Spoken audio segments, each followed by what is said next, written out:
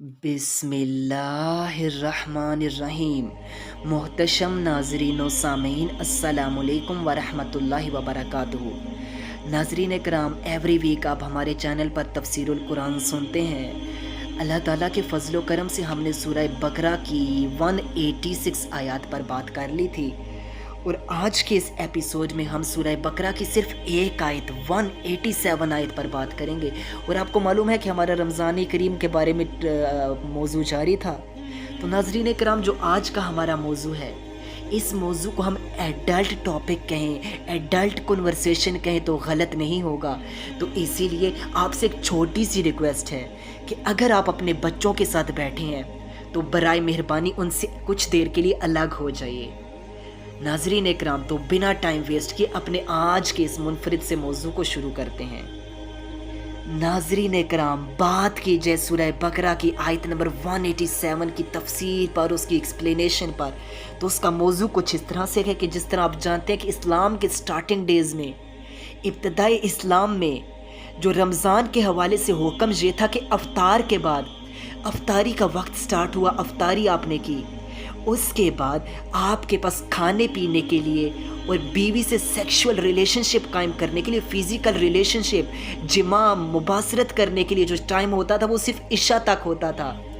عشاء کا وقت داخل ہو گیا، اس کے بعد آپ کچھ کھا پی نہیں سکتے تھے، نہ آپ بیوی سے مباشرت کر سکتے تھے، سیکشول ریلیشن شپ قائم کر سکتے تھے۔ اس کے علاوہ اگر آپ عشاء سے پہلے ہی سو گئے تو سونے کی صورت میں بھی یہی لا، یہی قانون تھا کہ آپ نہ سونے کے بعد آپ کھا پی کچھ سکتے تھے، نہ آپ بیوی سے سیکشول ریلیشن شپ قائم کر سکتے تھے۔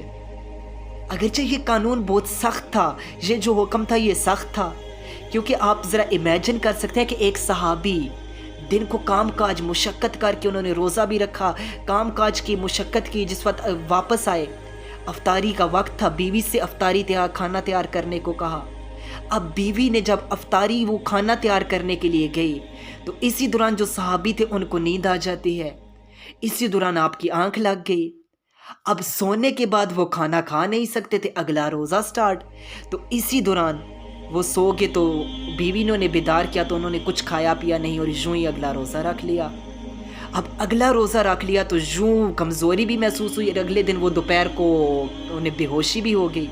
اس کے علاوہ دوسری چیز جو صحابہ کرام، بہت سے صحابہ کرام ایسے تھے جو آپ کو معلوم ہے کہ عشاء کے وقت تک قانون تھا کہ آپ بیوی سے عشاء سے پہلے تک سیکشول ریلیشن شپ قائم کر سکتے تھے، اس کے بعد نہیں۔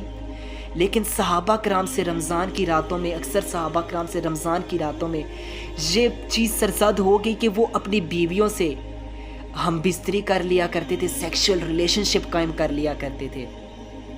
اگرچہ یہ سب کرنے کے بعد انہیں ندامت بھی ہوئی، انہیں شرمندگی کا احساس بھی ہوتا، تو وہ یہی شرمندگی کا احساس لے کر حضور نبی رحمت صلی اللہ علیہ وسلم کی بارگاہ اقدس میں حاضر ہوئے اور اس ساری ندامت کا حضور کے سامنے اظہار کیا۔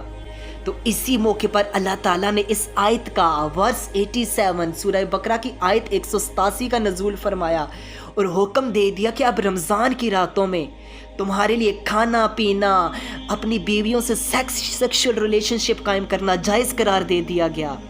اللہ اکبر، یہ اللہ تعالیٰ کا اس امت کے لیے انعام ہے کہ ہم افطار سے لے کر اگلے روزے کی سحری کا وقت ہونے تک کھا پی بھی سکتے ہیں، بیویوں سے سیکشول ریلیشن شپ، فزیکل ریلیشن شپ بھی قائم کر سکتے ہیں۔ صحابہ کو فرمایا گیا کہ اگرچہ تمہاری پرانی خطاؤں کو جو تم کر چکے ہو، جو تمہاری غلطی سرزد ہو چکی ہے، اس کو معاف کر دیا گیا ہے، اب تم اپنی بیویوں سے سیکشول ریلیشن شپ بھی قائم کرو۔ یہاں سے غلطی سے مراد جو خطا سرزد ہو گئی ہے وہ بیوی سے سیکشول ریلیشن شپ قائم کرنا، اس کے علاوہ کوئی غلطی نہیں۔ تو ناظرین اکرام، اس آیت میں یہ حکم دے دیا گیا کہ اب پوری رات آپ کے لیے الاؤ ہے۔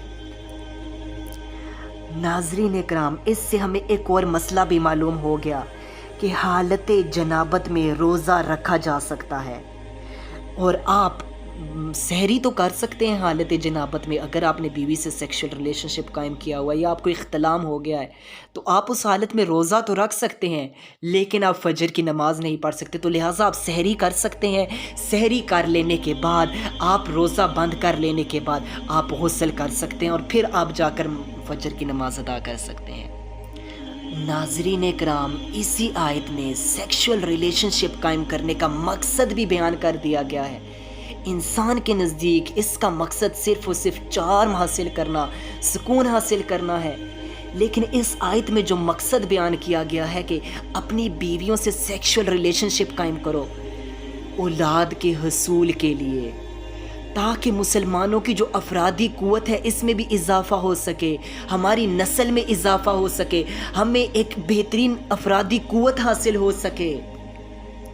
नाज़रीन कराम, इसके अलावा हम एक और पॉइंट भी यहाँ बयान करते चलें कि आप जैसा कि देखें कि जब ग़ुरूब शम्स हो गया, सूरज ग़ुरूब हो गया, तो अब फ़ौरन रोज़ा अफ्तारी का वक्त हुआ तो फ़ौरन अफ्तार कर लिया जाए, ताख़ीर मत की जाए। जैसा कि हदीस में भी रोज़ा जल्द अफ्तार करने की ताकीद की फ़जीलत आई है। दूसरा ये कि वसाल मत करो। वसाल का मतलब है एक रोज़ा अफ्तार किए बग़ैर दूसरा रोज़ा मत रखो, क्योंकि इसे हदीस में नापसंद किया गया है। नाज़रीन कराम, इसके अलावा एक और इम्पोर्टेंट पॉइंट भी यहाँ नोट कर लीजिए कि एतकाफ़, रमज़ान में इंसान एतकाफ़ भी करता है, तो एतकाफ़ की हालत में आप अपनी बीवी से, आप अपनी वाइफ से सेक्सुअल रिलेशनशिप या बोसो किनार नहीं कर सकते, इसकी इजाज़त नहीं है। अलबत्ता आप मुलाकात कर सकते हैं, बातचीत कर सकते हैं, लेकिन एतकाफ़ की हालत में सेक्सुअल रिलेशनशिप आप कायम नहीं कर सकते। और यहाँ एक बात ये भी ज़रूर याद रखें कि मर्द के लिए एतकाफ़, अगर वो एतकाफ़ कर रहा है तो उसके लिए ज़रूरी है कि वो मस्जिद में एतकाफ़ करेगा। नाज़रीन कराम, अपने आज के इस मौजू को इधर तक ही ख़त्म करते हैं। नेक्स्ट एपिसोड में एक न्यू टॉपिक लेकर हाज़िर होंगे। तब तक के लिए अल्लाह हाफ़िज़।